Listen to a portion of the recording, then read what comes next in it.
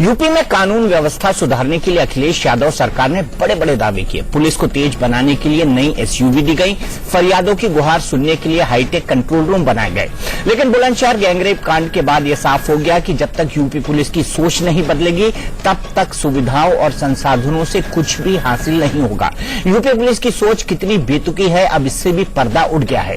मेरठ के आरटीआई कार्यकर्ता लोकेश खुराना की अर्जी पर पुलिस ने रेप की बढ़ती घटनाओं की ऐसी वजह गिनाई है जिन्हें सुनकर यूपी पुलिस की सोच पर तरस आता है। आरटीआई में यह पूछा गया है कि 2012 से 2014 के बीच यूपी में रेप की बढ़ती घटनाओं की वजह क्या है। इसके जवाब में यूपी के 345 में से 304 थानों ने घुमा फिराकर महिलाओं को ही रेप के लिए जिम्मेदार बता दिया है। बलिया से लेकर एटा और सुल्तानपुर से लेकर फिरोजाबाद तक की पुलिस का जवाब था कि रेप की बढ़ती घटनाओं के लिए महिलाओं की पढ़ाई, उनका पहनावा, टीवी, फिल्में, मोबाइल फोन और इंटरनेट जिम्मेदार है। हमने इस विषय में पूछा था कि महिलाओं के प्रति जो आपराधिक घटनाओं में वृद्धि हो रही है, यौन उत्पीड़न, गैंगरेप और रेप की घटनाओं में वृद्धि हो रही है, इसके पीछे पुलिस क्या कारण मानती है कि किन कारणों से ऐसा हो रहा है।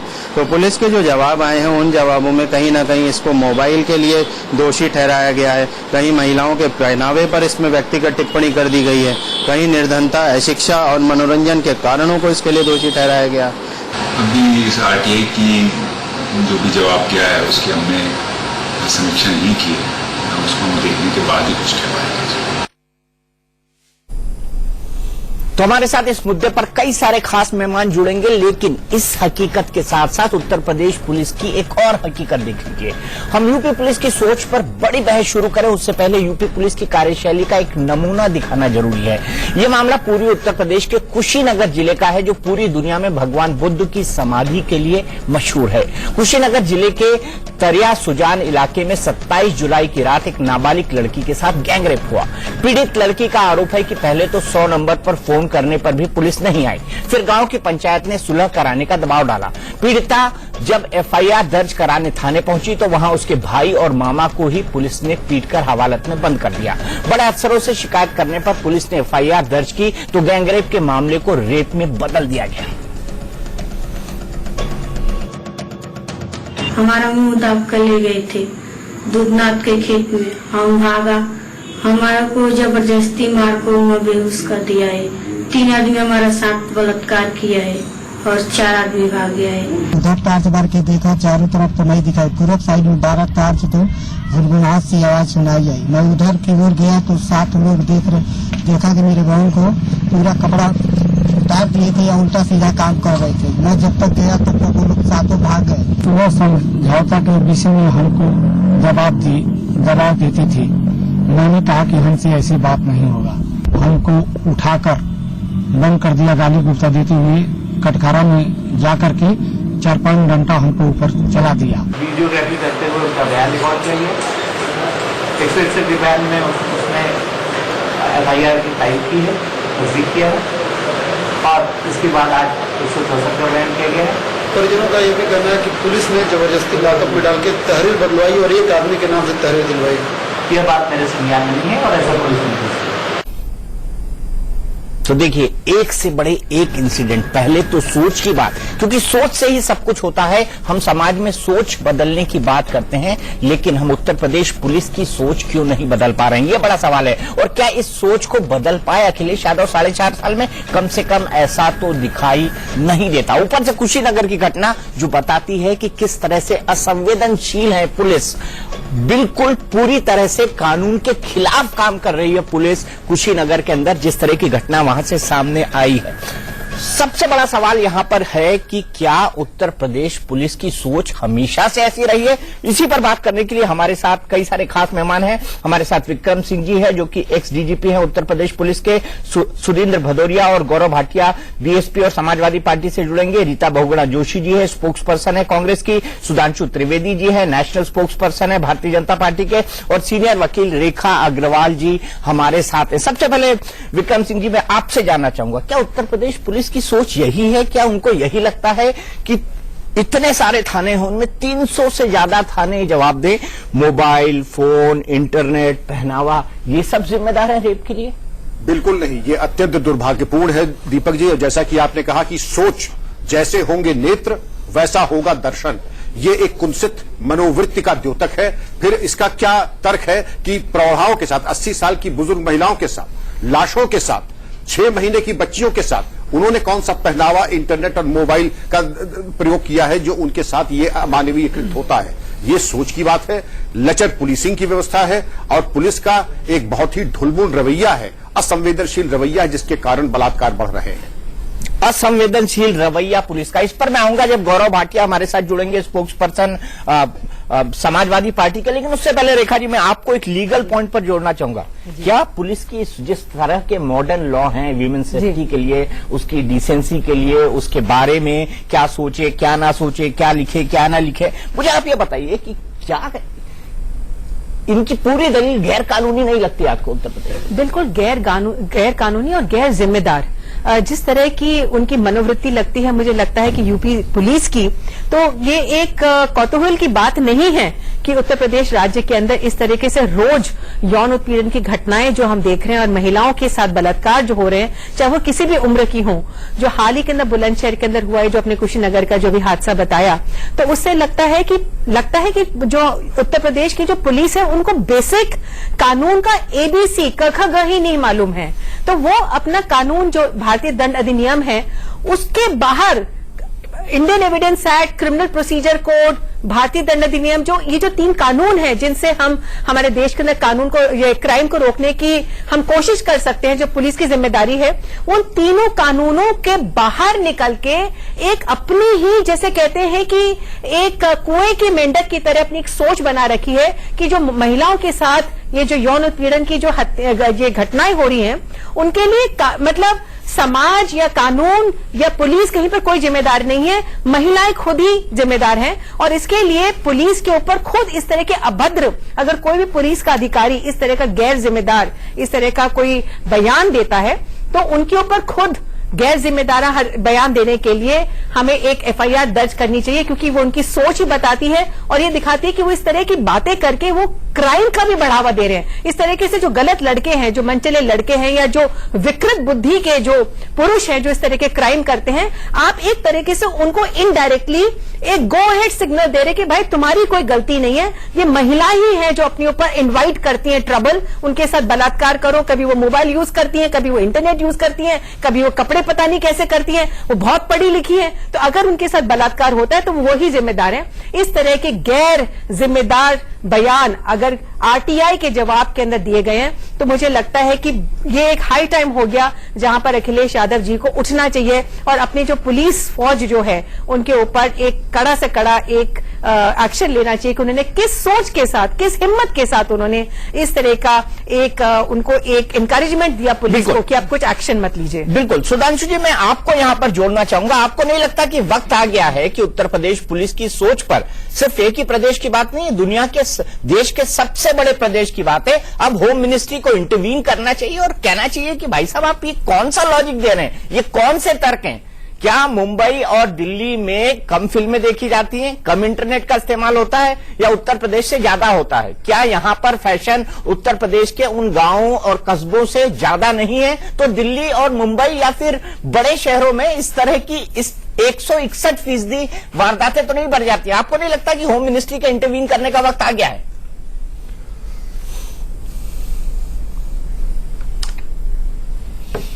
देखिए, इस प्रकार की जो सोच विकसित हो रही है, इसके लिए हम केवल पुलिस को दोषी नहीं बना सकते।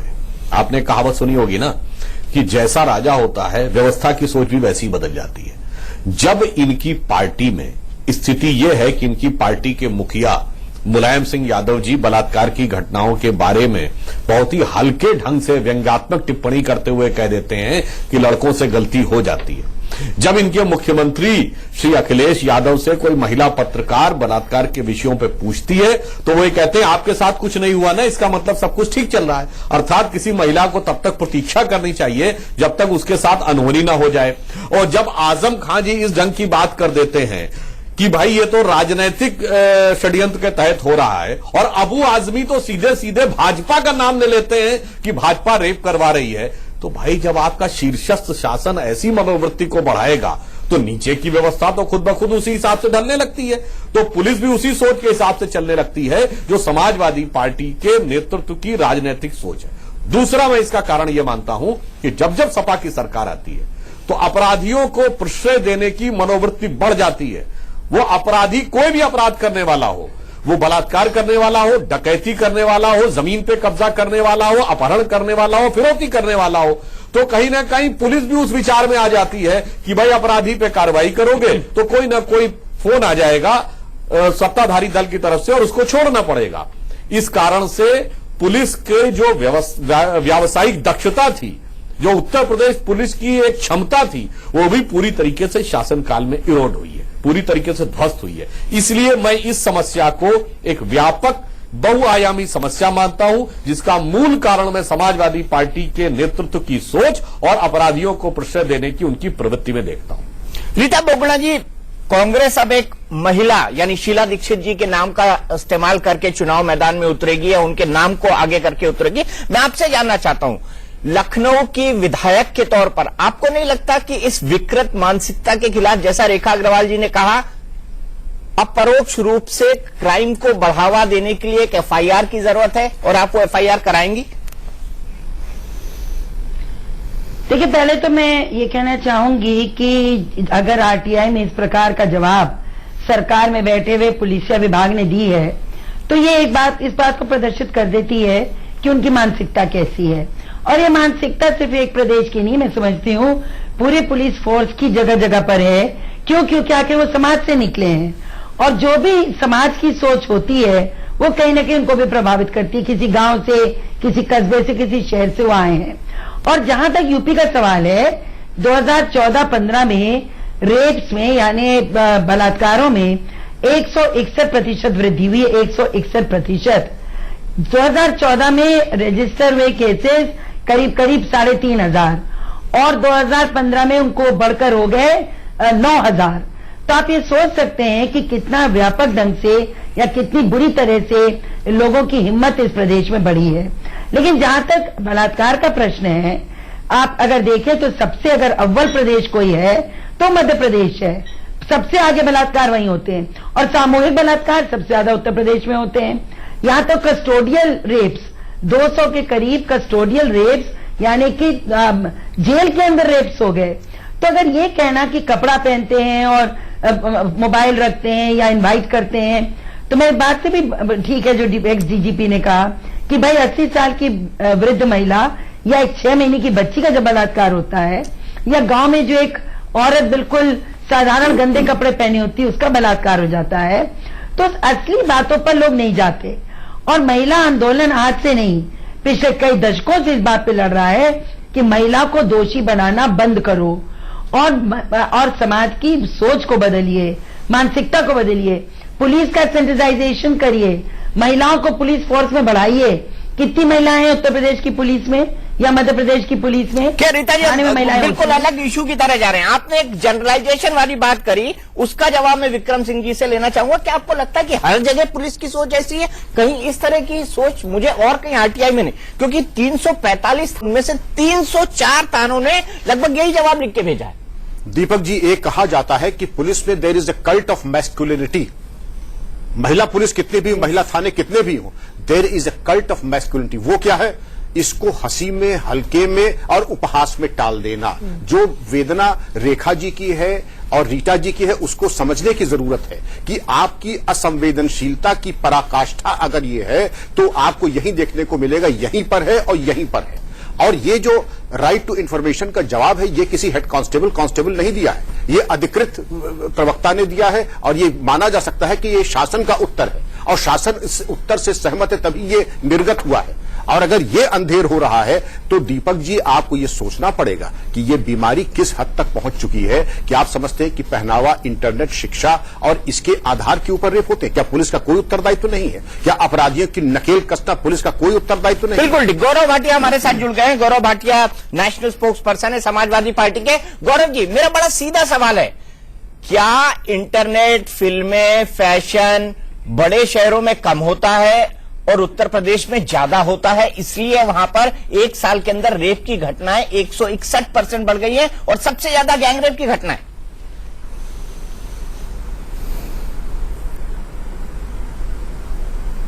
दीपक जी, सबसे पहले तो मैं आपको बता दूं कि अगर किसी भी व्यक्ति ने जो पुलिस फोर्स में था या किसी थाने से अवेलेबल था, वो इंफॉर्मेशन मेरे पास नहीं भिजवाई गई, मैंने मांगी थी आपके गेस्ट कोऑर्डिनेटर से, लेकिन इस तरह का उत्तर देता है तो ये बिल्कुल सही नहीं है।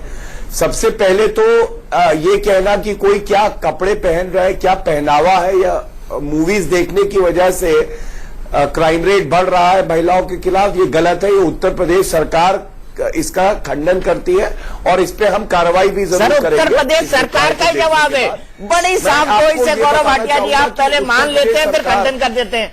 आप जब डिफेंड करते हैं ना नेशनल टेलीविजन पे, तो मुझे लगता है कि कहीं ना कहीं बेसिक सोच का अंतर है आपकी और आपकी पार्टी के अंदर। मैं आपको बताता हूं सरकार क्या होता है। नहीं, बिल्कुल दीपक जी ऐसा नहीं है। मैं आपको बता दूं, सरकार में एक मिनिस्टर होता है, उसके बाद प्रिंसिपल सेक्रेटरी होम होता है, डीजीपी होते हैं, सीनियर लेवल के ऑफिसर्स होते हैं जो पॉलिसी बनाते हैं सरकार की, और उसके बाद वो पॉलिसी ट्रिकल डाउन करती है एडमिनिस्ट्रेशन को, जो जिले में डीएम और एसएसपी होते हैं, और उससे वो थानाओं में जाती है।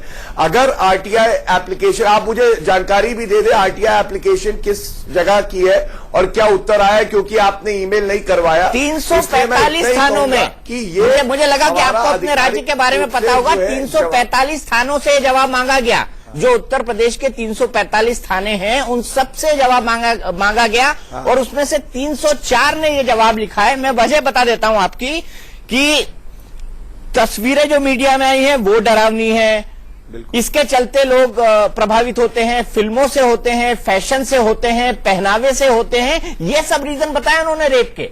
और 345 में से 304 थानों ने कमोबेश यही के यही बताए हैं आपको। मोबाइल फोन, इंटरनेट, महिलाओं का पहनावा,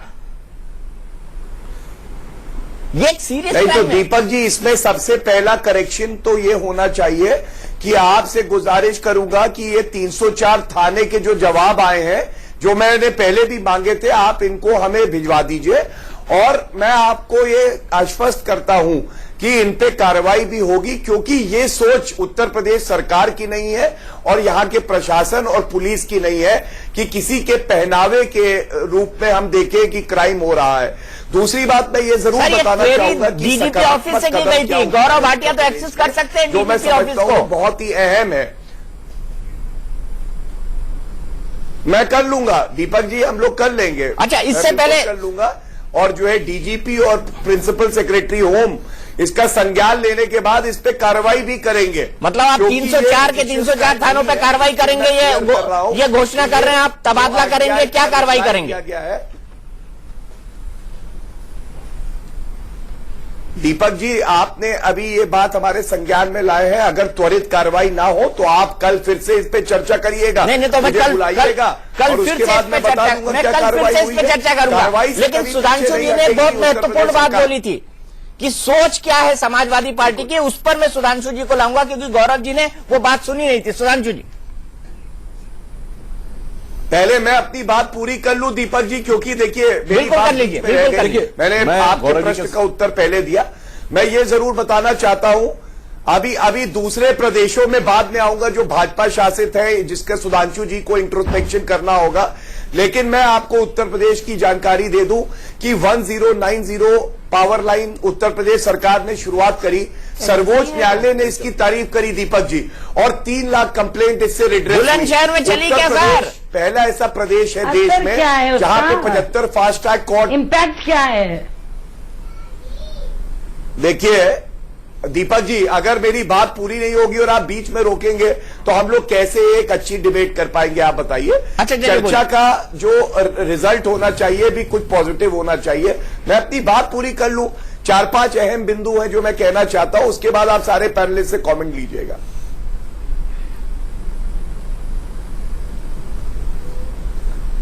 तीसरी चीज मैं ये बताना चाहता हूं कि उत्तर प्रदेश सरकार पहली ऐसी सरकार है पूरे देश में जहां पे महिलाओं के खिलाफ जो क्राइम होता है उसके लिए फास्ट ट्रैक कोर्ट बनाए गए 75 जिलों में, और कहीं भी ये नहीं किया हो। इसके लिए सर्वोच्च न्यायालय ने तारीफ करी। उत्तर प्रदेश में हम लोग सबसे बड़ी हेल्पलाइन 100 नंबर की सेंट्रलाइज कंट्रोल रूम ला रहे हैं, 700 सीट्स होंगी, ये अक्टूबर में हो जाएगा, जिससे आप देखेंगे FIR रजिस्ट्रेशन और उसके बाद उस पे जो कार्रवाई होती है वो त्वरित हो जाएगी। पेट्रोलिंग बढ़ाई गई, सबसे इंपॉर्टेंट है पेट्रोलिंग व्हीकल्स लाए गए, पुलिस को सेंसिटाइज किया गया है, सारे डीएम और एसएसपी को बताया गया है कि महिलाओं के खिलाफ जब कोई क्राइम हो तो उनसे कैसे डील किया जाए, सेंसिटिव रहे, उनकी काउंसलिंग कैसे हो, ये सारी बातें हम लोगों ने करी हैं। और सबसे बड़ी बात दीपक जी ये है कि उत्तर प्रदेश में आप कह रहे हैं कि घटनाएं बढ़ी हैं, मैं आपको जानकारी दे दूं कि अगर आप तुलना करेंगे पिछले वर्षों से, जब भाजपा और बसपा की सरकार थी तो 2014 का एनसीआरबी डेटा आ चुका है, 2015 का नहीं आया अभी तक, सेंट्रल गवर्नमेंट को रिलीज करना है, उसमें कमी आई है, बड़े नहीं है। और एक जानकारी आपको और दे रहा हूं, मध्य प्रदेश में जहां 1/3 पॉपुलेशन है उत्तर प्रदेश की, 5076 रेप हुए थे 2014 में, और ये उत्तर प्रदेश के बनिस्पत 150% ज्यादा है, जबकि वहां पॉपुलेशन जो है 1/3 है। ऐसा ही गोवा में है, ऐसा ही दिल्ली में है। तो अगर आप तुलना कर रहे हैं सारे प्रदेशों की, तो जनसंख्या को भी आधार बनाइए, एब्सोल्यूट नंबर्स पे तुलना मत करिए, जनसंख्या भी आधार होना चाहिए, उसी से क्राइम रेट तय होता है। चलिए मैं आपको एक फैक्ट दे देता हूं कि स्टेट क्राइम रिकॉर्ड ब्यूरो के अनुसार 1 साल के भीतर उत्तर प्रदेश में रेप की घटनाएं 161% बढ़ी हैं। 2014 में राज्य भर में 3467 रेप के मामले सामने आए, वहीं 2015 में 9075 रेप के मामले सामने आए। और मैं इसके बाद आपके कई फिगर्स को करेक्ट करूंगा। वक्त है एक ब्रेक का, ब्रेक के बाद सुधांशु जी को भी जोड़ूंगा और आपका भी जवाब लूंगा ब्रेक के बाद। तो बड़ा सवाल यहां पर है कि मैं आपको बताता हूं कि आरटीआई में किन किन पॉइंट्स को उठाया है पुलिस ने, आरटीआई के जवाब में क्या वजह बताई गई हैं। पहली वजह है यूपी पुलिस की, पहला जो सबसे बड़ा लार्जर पॉइंट है कि यूपी पुलिस की नजर में बलात्कार की घटनाएं संगीन अपराध नहीं बल्कि एक सामाजिक बुराई है। दूसरा है बलिया जिले में बांसडीह थाने की पुलिस ने रेप की घटनाओं के लिए मंदबुद्धि और पागलपन को जिम्मेदार ठहराया। तीसरा सुनिए आप, एटा जिले के बागवाला थाने में पुलिस ने रेप की घटनाओं के लिए दूरसंचार प्रणाली को जिम्मेदार बताया है। एटा जिले की कोतवाली पुलिस ने रेप की घटनाओं के लिए mobile phone, TV, internet surveillance को जिम्मेदार बताया है। एटा जिले में सकीट थाने की पुलिस ने रेप की घटनाओं के लिए अंग प्रदर्शन, पहनावा, टीवी, फिल्म प्रदर्शन, अश्लील पोस्टर को जिम्मेदार बताया है। बहराइच जिले के एएसपी ने रेप की घटनाओं के लिए वर्तमान सामाजिक परिवेश, अशिक्षा और महिलाओं के प्रति बदलते नजरिए को जिम्मेदार बताया है। ऐसे कई सारे शॉकिंग रीजन है। मैं आपसे जानना चाहता हूं कि क्या बलात्कार की घटना एक संगीन अपराध नहीं है? क्यों नहीं है? सबसे पहले आप मर्ज के मूल में जाएं। अगर ये है तो पुलिस का क्या उत्तरदायित्व है? अपराधियों के प्रति उदार दृष्टिकोण या अपराधियों के विरुद्ध सख्त कार्रवाई? कितने अपराधियों के विरुद्ध आपने रासुका लगाई? गैंगस्टर एक्ट के अंतर्गत 14(1) के अंदर चल अचल संपत्ति कुर्क की, उनके कन्विक्शंस कराए, उनके विरुद्ध ऐसी कार्रवाई की। महिला कॉलेज की प्रिंसिपल से व्यक्तिगत संपर्क करके सुनिश्चित किया कि महिलाओं बच्चियों का आवागमन सुरक्षित हो। जो हमारा कोर फंक्शन है पुलिस का, उसके बारे में आपने क्या कार्रवाई की? उसके बारे में तो आपने मौन धारण कर लिया। और कपड़ा सर्वेलेंस, जवाब दे दूं आप जरूर दें गौरव जी, लेकिन सर्वेलेंस का क्या रोल है बलात्कार में? ये एक नई क्रांतिकारी, एक नया आयाम आया है बलात्कार के अध्ययन के ऊपर कि सर्वेलेंस का भी कोई रोल होता है। इसका मतलब विद्वान पुलिस अधिकारी को सर्वेलेंस का मतलब ही नहीं मालूम। रेखा जी, फिर मैं सबके पास जाऊंगा। एक टेक्निकल पॉइंट है रेखा जी के पास। गौरव जी मैं आऊंगा, मुझे सबके व्यूज लेने पड़ेंगे। दीपक जी, उसके बाद आप पूरा जवाब दीजिएगा, मैं 20 साइड जाता हूं। दीपक जी, सबसे पहले तो मैं शॉक्ड हूं कि ये जो आरटीआई के तहत ये जो जवाब दिया गया है, राइट टू इन्फॉर्मेशन एक्ट, सूचना अधिकार दिया गया है, राइट टू इन्फॉर्मेशन एक्ट, सूचना अधिकार के तहत आप जो भी अधिकारी है, जो सीपीआईओ होता है, चीफ पब्लिक इंफॉर्मेशन ऑफिसर, उसकी जिम्मेदारी होती है कि जो तथ्य है वो बताएं, यानी कि जो डॉक्यूमेंटेड फैक्ट्स है उनको बताएं।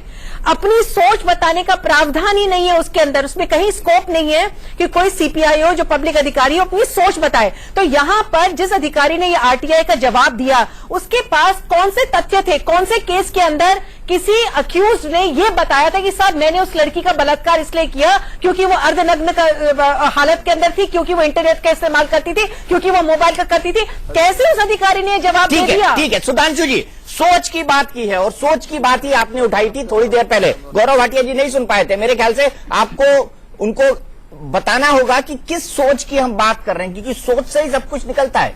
इसी सोच के चलते जो कंप्यूटर क्रांति की बात शायद अखिलेश यादव जी ने की थी और युवाओं को और महिलाओं को और लड़कियों को आकर्षित किया था अपने एक्शंस के चलते पिछले साल के इलेक्शन में, उसकी वजह से इनको वोट मिले। और मुझे यह लगता है कि अब ये निगेटिव ट्रेंड में क्यों जा रही है समाजवादी पार्टी।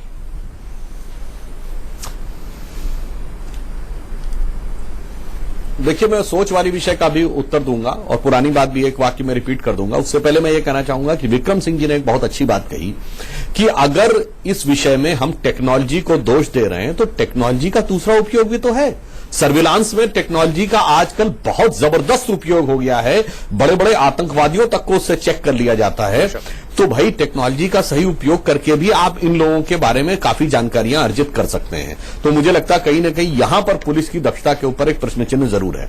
अब सोच के ऊपर आता हूं, जो मैंने पिछली बात कही थी उसको एक वाक्य में कहूंगा कि समाजवादी पार्टी की सोच, मुलायम सिंह यादव जी के बयान जिसमें उन्होंने कहा था गलती हो जाती है, अखिलेश यादव जी का बयान जिसमें उन्होंने पत्रकार से कहा कि आपके साथ कुछ नहीं हुआ, आजम खां का बयान कि यह राजनीतिक षड्यंत्र का हिस्सा था, और अबू आजमी का बयान जिसमें उन्होंने यह कह दिया था कि बीजेपी ये करवा रही है, ये दर्शाती। और कहीं ना कहीं समाजवादी पार्टी के कालखंड में जब भी होता अपराधियों को प्रश्रय देने की भी एक मनोवृत्ति एक समस्या को उत्पन्न करती। अब मैं आता हूं दूसरी बात पे, जो दीपक जी भी कहा गया कि पहनावे को लेकर हमारे यहां बैठे सारे पैनलिस्टों ने बहुत मजबूत शब्दों में उसकी मजम्मत की।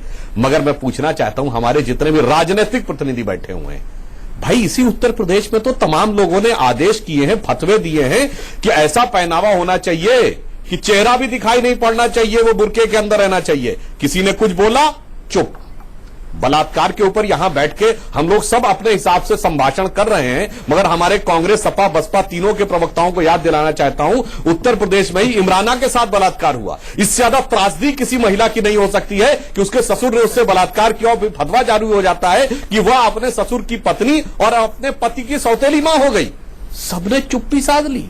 अरे भाई, जब आप मानसिकता की बात करते हैं तो इस मानसिकता का आपने समर्थन किया है, और मुझे लगता है कहीं ना कहीं समाजवादी पार्टी इसी वोट बैंक की मानसिकता से प्रेरित है। तो इसका आप व्यापक उत्तर दीजिए, और या फिर आप ये ढोंग बंद कर दीजिए कि हम एक मामले में तो कहेंगे पहनावे और मनोवृत्ति की हम बात नहीं करते, और दूसरे में उसकी एक्सट्रीम सेंटेंस के ऊपर आएगा, हम चुप्पी साध लेंगे। मुझे इस विषय पे अपने तीनों राजनीतिक प्रतिद्वंदियों से जवाब चाहिए।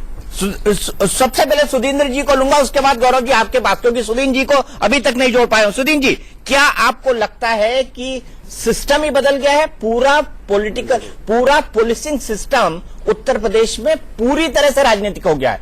एक पार्टी आती है तो एक जाति के थानेदार लगते हैं, कांस्टेबल लगते हैं, दूसरी पार्टी आती है तो एक जाति के लगते हैं। ऐसा क्यों?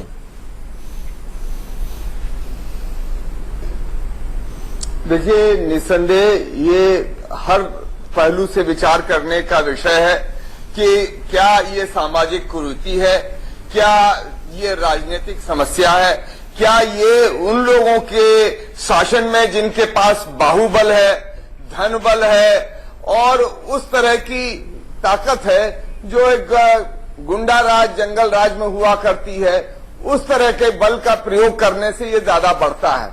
तो मैं इसमें संक्षेप में ये कहना चाहूंगा, निसंदेह बलात्कार की समस्याएं पूरे देश में हो रही हैं, और जैसा अभी भारतीय जनता पार्टी के प्रवक्ता जी कह रहे हैं, ये केवल किसी एक प्रदेश की समस्या नहीं है।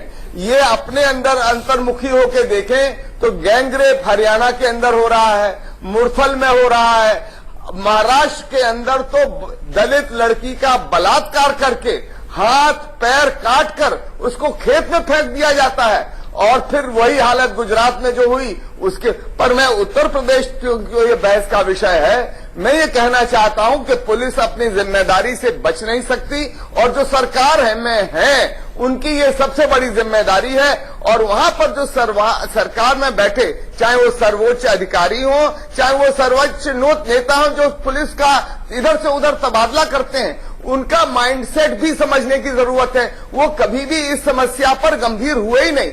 यहां तक कि मुलायम सिंह जी ने बॉयज तो कहा, लड़के तो लड़के होते हैं, गलती हो जाती है। उन्होंने तो यहां तक कि गैंग रेप का मखौल उड़ाने की कोशिश की। उन्होंने कहा, कहीं सुना है तुमने 4 लोग भी रेप करते हैं? तो जब इस तरह के आवाजें, इस तरह के वक्तव्य इतने बड़े नेताओं से आएंगे, निसंदेह एक वाक्य में मैं समेटूं तो यह हो जाएगा, अब सैया भय कोतवाल तो डर काहे का। और उत्तर प्रदेश के अंदर वो लोग जो अपराधी मानसिकता के लोग हैं, उन लोगों को ये मौका मिल गया है कि अब जब हमको ऊपर से वृद्ध हस्त प्राप्त है तो हम जो मर्जी करें। इसीलिए उत्तर प्रदेश के अंदर सबसे ज्यादा ये समस्या आज दिखाई दे रही है और पुलिस भी संवेदनहीन हो गई है। जैसे सरकार में मंत्री लोग संवेदनहीन है, उसी तरह से पुलिस भी संवेदनहीन हो गई है। यह शर्मनाक बात है। और मैं एक चीज अंत में एक लाइन में समाप्त करूंगा कि भारतीय जनता पार्टी को यह भी समझना चाहिए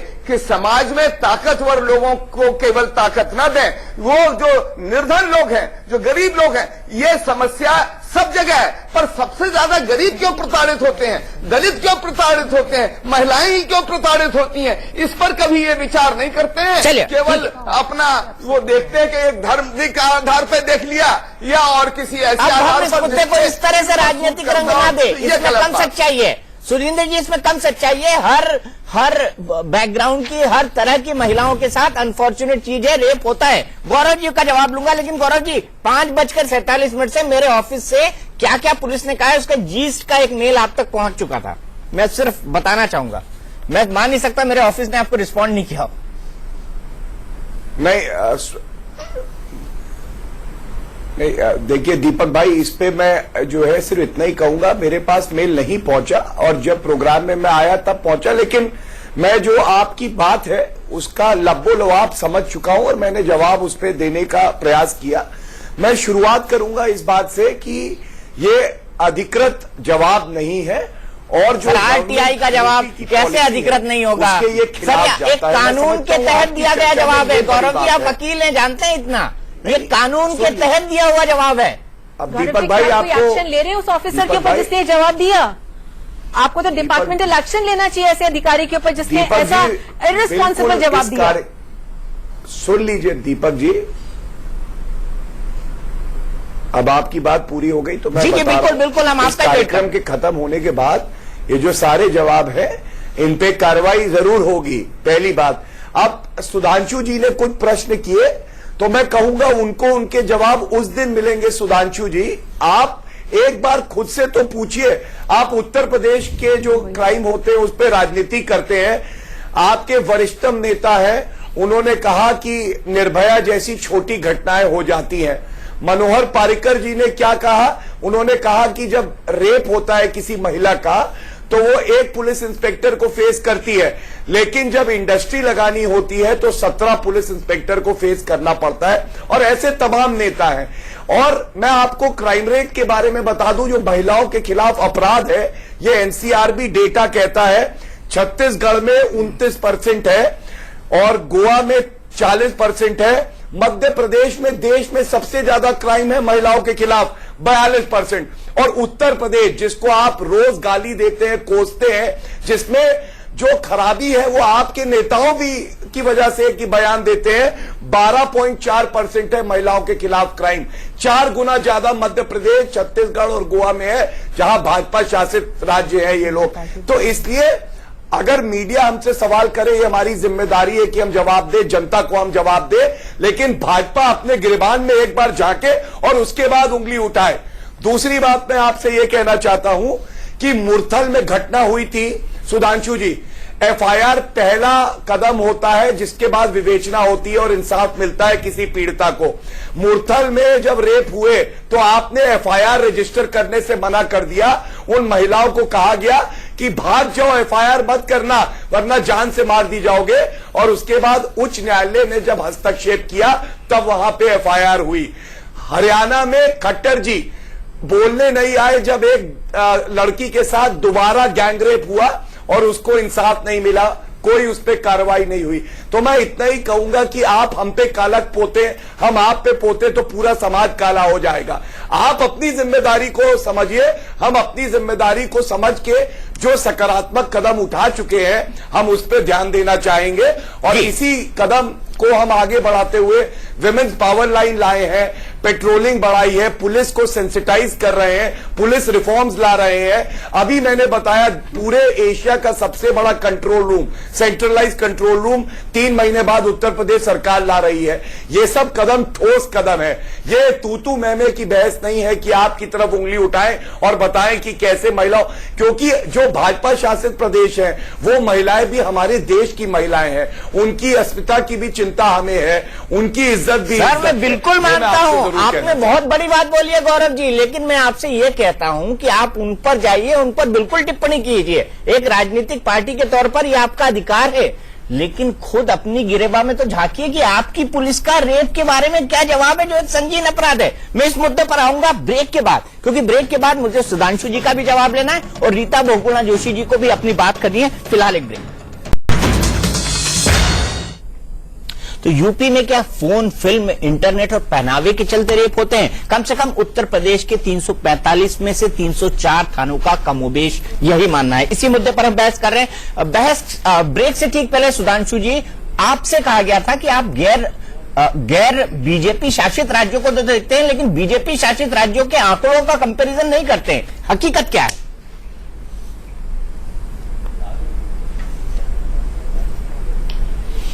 देखिए, आंकड़ों के विषय में सब लोग एक दूसरे पे आरोप प्रत्यारोप कर सकते हैं, उसमें हर व्यक्ति स्वतंत्र है। अभी आपने कहा कि मध्य प्रदेश में ज्यादा है, तो यह भी सत्य है कि उत्तर प्रदेश की पुलिस कितनी संवेदनशील है, उसी पे हम बहस कर रहे हैं। तो आप ये तय कर लीजिए कि कितने अपराध रिकॉर्ड होते होंगे। दूसरी बात, अपराध होना, अपराध के ऊपर नियंत्रण करना एक चीज है, और जिस मनोवृत्ति से उसका जवाब दिया जाना यानी संवेदनशीलता, वो एक दूसरी चीज है।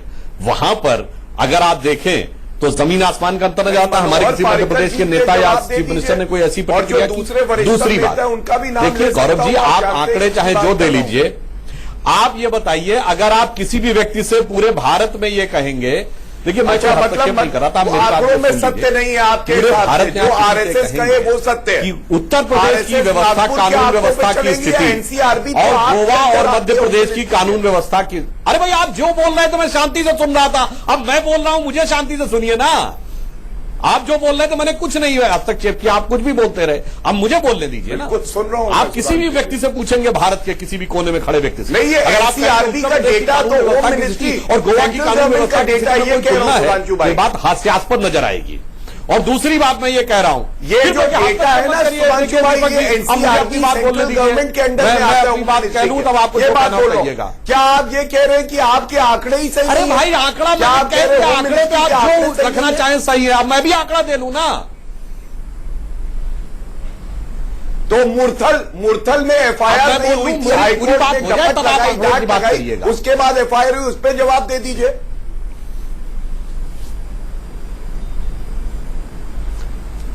मनोहर पर्रिकर जी को जवाब मिलेगा, आपको जवाब दे दीजिए। इधर उधर क्यों भाग रहे हैं? भाजपा के बारे में तो बात रीता जी, मैं आप पे आ जाता हूँ। रीता जी, मैं आप पे ही आ जाता हूँ, आप पे ही आ जाता हूँ। देखिए, बड़ा अनुचित है, ये बड़ा अनुचित है कि ऐसे गंभीर मुद्दे को इस तरह से लड़ाई झगड़े में कम किया जा रहा है। मैं 3-4 बातें मूल रूप से कहना चाहती हूँ। सुधांशु जी, मुझे बोलने दीजिए। नहीं बोलिए गौरव जी, आप कह दीजिए कि आपके 60% से अधिक थाना अध्यक्ष एक जाति के नहीं है। मैं बोलूं चौरसिया जी? जी बोलिए। मैं कह रहा हूं नहीं है, जिलों में से आते हैं सारे। आप प्लीज, मैं 1 घंटे के डिबेट में 1 मिनट बोली हूँ और आप लोगों को महिलाओं का मौका देना चाहिए। ये मुद्दा हमसे जुड़ा हुआ है, हमारे विचार सुनिए। ये पुरुष मानसिकता कि हमेशा पुरुष ही बोलेगा, वही तय करेगा महिलाओं के लिए क्या ठीक है क्या नहीं है, क्या विचार है क्या विचार नहीं है। आप महिलाओं की बात भी सुनिए, आप सुनिए कि हम लोग क्या कहना चाहते हैं। देखिए, 3 बातें मूल रूप से हैं, चाहे कोई प्रदेश हो, 3 बातें मूल रूप से। पहली बात यह है कि पुरुष मानसिकता से जो जिसमें कि एक महिला को वस्तु के रूप में देखा जाता है, ये हर जगह पर है। और हिंदुस्तान में जब घर में महिला हिंसा का शिकार होती है, तो जो बच्चा होता है, लड़का होता है, वो ये सोचता है कि महिला हिंसा की शिकार जायज रूप से है। थाने में चले जाइए तो पहले एफआईआर नहीं होगी, एफआईआर हो जाएगी तो तहकीकात नहीं होगी, वो भी हो जाएगी। तो जब चार्जशीट दाखिल होगी तो इतनी लूज हो जाएगी। भ्रष्टाचार से व्याप्त है हमारा पुलिस सिस्टम, कोई भी कहीं से निकल जाता है। चार्जशीट हो जाएगी तो बरसों लग जाता है न्याय मिलने में। किस फास्ट ट्रैक कोर्ट की बात कर रहे हैं? मुझे आंकड़ा दें हर प्रदेश के लोग कि फास्ट ट्रैक कोर्ट से कितने उन्होंने मुकदमों को सुलझाया।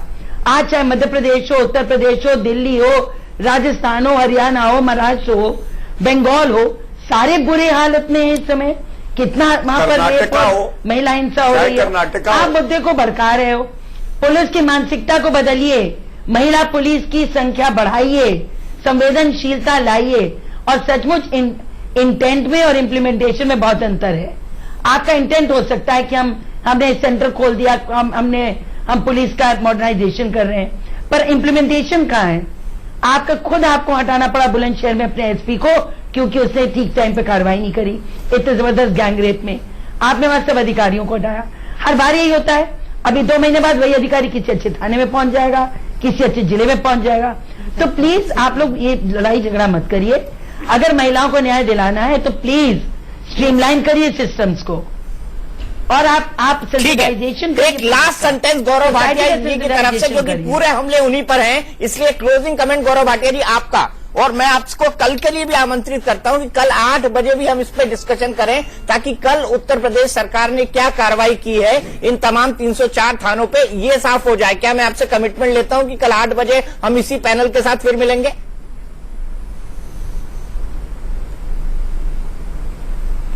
दीपक जी, बिल्कुल आपको मेरा कमिटमेंट है। और बहुत जो है ये बात उत्तर प्रदेश सरकार और जो वरिष्ठतम अफसर हैं, चाहे वो गवर्नमेंट में हो चाहे पुलिस के हो, वो इसका संज्ञान लेंगे और इस पे ठोस कार्रवाई भी करेंगे। हम लोग बिल्कुल पीछे नहीं हटेंगे। जहां कार्रवाई होनी चाहिए, जो अनुचित रिप्लाई आया है उस पर कार्रवाई जरूर होगी। दूसरा मैं ये कहूंगा आप ही के कार्यक्रम के माध्यम से कि हमारी प्राथमिकता है कि हम लोग जो है महिलाओं के खिलाफ जो क्राइम हो रहा है उसको खत्म करें। और उसके लिए मैं सहयोग मांगता हूं बाकी पॉलिटिकल पार्टी के रिप्रेजेंटेटिव से भी कि यहाँ पे केवल बहस खत्म करते हैं, क्योंकि मैं टाइम एक्सीड कर गया हूँ, मैं टाइम एक्सीड कर चुका हूँ इस बहस का। लेकिन एक बात तय है कि सबसे पहले अगर वाकई हमको महिलाओं के ऊपर अपराध कम करने हैं तो हमें सबसे पहले समाज की सोच से पहले उन पुलिस वालों की सोच बदलनी होगी जो इस मानसिकता के साथ चल रहे हैं कि महिलाओं पर अगर रेप हो रहे हैं तो उसके लिए कमोबेश किसी न किसी तरीके से वो ही जिम्मेदार हैं। हमें सबसे पहले शुरुआत वहां से करनी होगी। टुनाइट विद दीपक चौरसिया में आज के लिए इतना ही, लेकिन इंडिया न्यूज पर खबरों का सिलसिला लगातार